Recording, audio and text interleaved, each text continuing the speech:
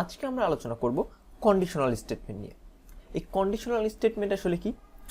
আমরা যদি আমাদের কোডে কোনো কন্ডিশন অ্যাপ্লাই করতে চাই, অর্থাৎ এরকম কিছু সৃষ্টি করতে চাই বা লিখতে চাই যেখানে আমরা লিখব যে এই কন্ডিশনটা ট্রু হলে এই কাজটা করব, অথবা এই কন্ডিশনটা ফলস হলে এই কাজ করব, তখন আমরা ইউজ করব এই কন্ডিশনাল স্টেটমেন্ট। তো জাভাস্ক্রিপ্টে কন্ডিশনাল স্টেটমেন্ট দুই ওয়েতে ইউজ করা যায়, একটা হচ্ছে ইফ এলস, একটা হচ্ছে সুইচ কেস।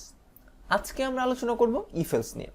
তো এই ইফ এলসের সিনট্যাক্সটার সাথে যদি আপনাদের পরিচয় করে দিই, দেখেন এখানে আমরা ইফ দিয়ে আমাদের স্টেটমেন্টটা শুরু করব, তারপরে একটা প্যারেনথেসিস থাকবে ফার্স্ট ব্র্যাকেট, যার ভিতরে আমরা আসলে আমাদের কন্ডিশনটা লিখব। যেই কন্ডিশনটা ট্রু হলে আমরা এই ব্র্যাকেটের ভিতরে যেই কোড পার্টটুক থাকবে সেটা এক্সিকিউট করব।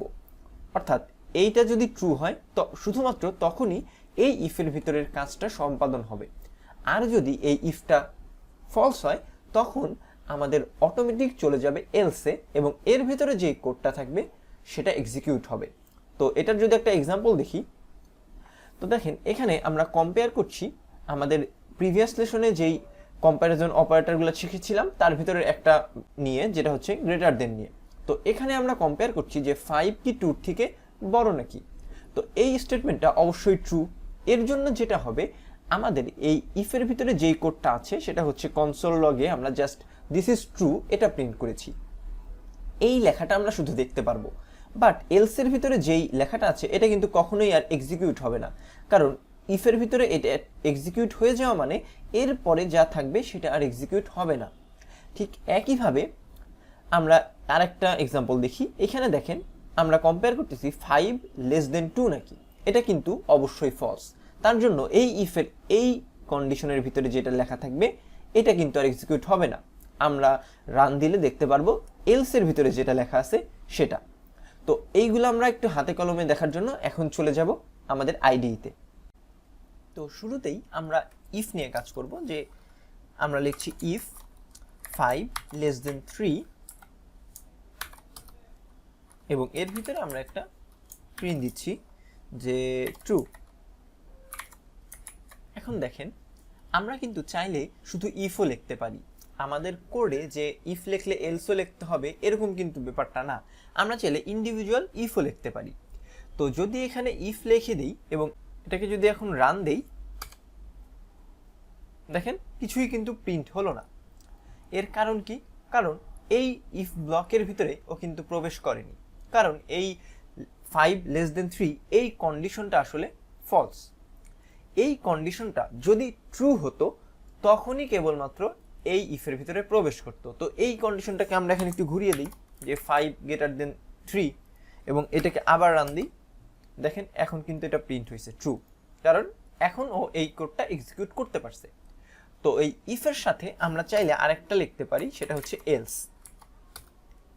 এলস লেখার ফলে কি হবে, যদি আমাদের এই ইফ কন্ডিশনটা ফলস হয়ে যায় তখন ও আর কিছু না চিন্তা করেই সরাসরি এই এলস কন্ডিশনে ঢুকে যাবে।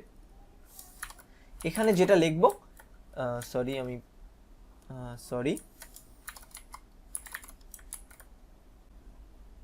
তো আমাদের যখন এই ইফের কন্ডিশনটা ফলস হবে তখনই ও কোনো কন্ডিশন না চেক করে এই এলসে ঢুকে যাবে। তো এখন তো এটা ট্রু আছে এই কন্ডিশনটা, তো এটাকে যদি এখনই আবার রান দিয়ে একটু টেস্ট করি যে কি হয়, দেখেন ও কিন্তু শুধু এই ব্লকের ভিতরে যেটা আছে, ব্লক বলতে আমি বুঝাচ্ছি এই সেকেন্ড ব্র্যাকেটের ভিতরে যেটা লেখা আছে সেটাই এক্সিকিউট করছে, এই এলসের ভিতরে ও কিন্তু আর যাবে না। ঠিক একইভাবে এই কন্ডিশনটাকে যদি আমি এখন একটু আবার ঘুরিয়ে দিই, যে এই কন্ডিশনটা এখন হবে ফলস। ফলস হওয়ার ফলে দেখেন কি হয়, আমাদের এই এলস ব্লকে চলে আসছে। ও কিন্তু তখন আর ইফের ভিতরে কি লেখা আছে সেটাও এক্সিকিউট করবে না। তো আপনাদের একটা জিনিস অবশ্যই মাথায় রাখতে হবে, আপনারা চাইলে কিন্তু শুধু এলস লিখতে পারেন, শুধু ইফ লিখতে পারেন, বাট শুধু এলস কিন্তু লিখতে পারেন না। আপনারা ইফ এলস লিখতে গেলে অবশ্যই আপনাদের শুরু করতে হবে ইফ দিয়ে।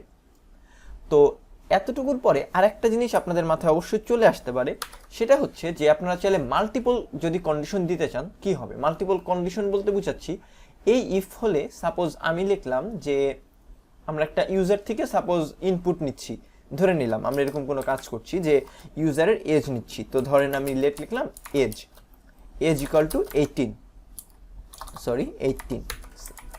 এখন আমরা চাচ্ছি যদি ইউজারের এজ এই এজ ভ্যারিয়েবলটা 18 এর নিচে হয় তখন আমরা প্রিন্ট করব বিলো 18। বাট পরবর্তীতে এরপরে কিন্তু আমরা আর কোনো কন্ডিশন অ্যাপ্লাই করতে পারছি না। এটা যদি এখন অন্য কোনো কন্ডিশন একই সাথে অ্যাপ্লাই করতে চাই তখন আমরা লিখব এলস ইফ, এবং এর ভিতরেও আমরা চাইলে একটা কন্ডিশন লিখতে পারি। যেমন আমি এখানে লিখলাম এজ ইকুয়াল 18।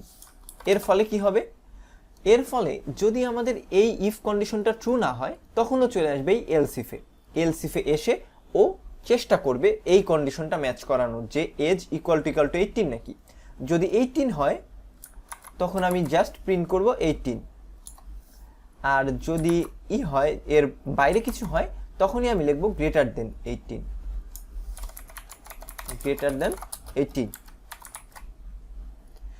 তো এখানে দেখেন বিষয়টা কি, বিষয়টা হলো ইফের পরে আমরা চাইলে আরো কন্ডিশন যদি অ্যাড করতে চাই তখন আমরা এভাবে এলস ইফ লিখব।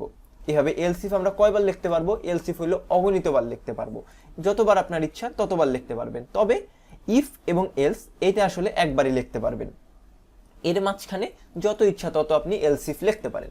তো শুরুতে আমি এটা একটু রান দিয়ে দেখাই। দেখেন এটা প্রিন্ট করলো 18। কারণ কি, কারণ এই প্রথম কন্ডিশনটা আসলে ট্রু হয় নাই, আমার এজটা কিন্তু 18 এর নিচে না। যেহেতু এজটা 18 এর নিচে না, এইটা এক্সিকিউট না হয়ে পরবর্তীটাও চেক করতে চলে আসবে এবং ও চেক করে দেখবে যে এজ ইকুয়াল টু 18 এটা ট্রু হয়েছে এবং ও এটা এক্সিকিউট করে দিবে।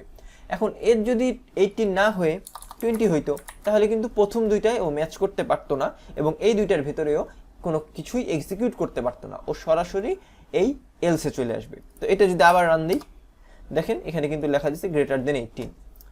তো আমরা আসলে আমাদের কোডে প্রচুর ইফ এলস ইউজ করব এবং বিভিন্ন টাইপের কন্ডিশন আমাদের ইউজ করা লাগবে, সেগুলো আমরা এখানে লিখব।